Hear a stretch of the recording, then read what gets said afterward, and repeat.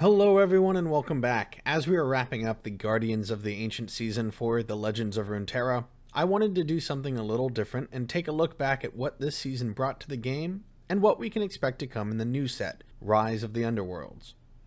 This season marked the start of this channel and my 100 games project, so I've put a lot of time into playing in the meta. With 6 videos so far, that's 600 games I've played and recorded on the ranked ladder alone.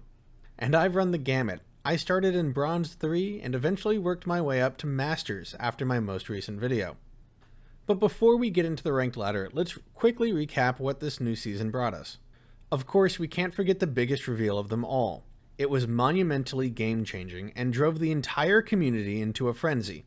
This season introduced us to everyone's new favorite card and guardian, Chip, and we will never be the same.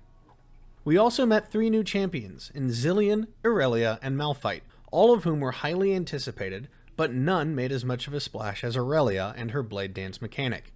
In the following weeks, we had 2 big additions to the game. The first being Duo Queue, Shared Spoils, the latest in experimental social labs. This was a great addition, and I can't wait to see more game modes like it. Secondly, we got a ton of new ways to customize our in-game experience. Champion skins and some new level up animations were introduced for Shyvana, Riven, Yasuo, Zed, Talia, Draven, Fiora, Heimerdinger, Zoe, and Taric. The skins also came with the usual onslaught of guardians, boards, card backs, and changes to the emote meta. Now, let's talk about the ranked meta and have a look at the decks I saw the most on the Americas shard. Azir Irelia was the most common deck, appearing 114 times, or 19%. Thresh Nasus followed behind that at 52 games, or 8.7%. Ezreal Draven claimed the 3rd spot at 32 games, or 5.3%. Trundle Lissandra Control, aka TLC, came in 4th with 24 games, or 4.7%. And finally, Dragons, which I counted as Shyvana and Aurelion Sol, with or without Zoe, had 22 games, or 4.4%. Some other honorable mentions include Spider Burn, Turbo Thralls, Misfortune Irelia, Ash LeBlanc, Azir Darius, and Overwhelm that all came in between 2 and 4%. All of the rest were experimental and one-off decks. Altogether, these 11 archetypes made up 54.5% of the matchups I faced, most of the top 5 staying prominent week to week. Keep in mind, these stats are pulled from my experience over 600 recorded games and may not exactly reflect other breakdowns or what you faced, but I am curious how they compare. Now, the most interesting part of any season is what comes next. As of the recording of this video, we know the details about Rek'Sai and Pyke, and an assortment of their followers and supporting cards, but have yet to see what quirks Echo will bring into the game.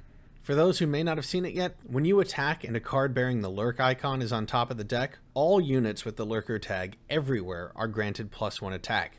That means units on the board, in hand, in deck, and not even created yet have that buff for the entire game.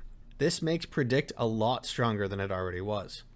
With the next patch, we are also looking forward to some balance changes the devs promised to help diversify the meta and fix some of the less fun aspects of current cards. One of the most maligned mechanics of this season was Blade Dance, allowing players to repeatedly slam disposable units into their opponent.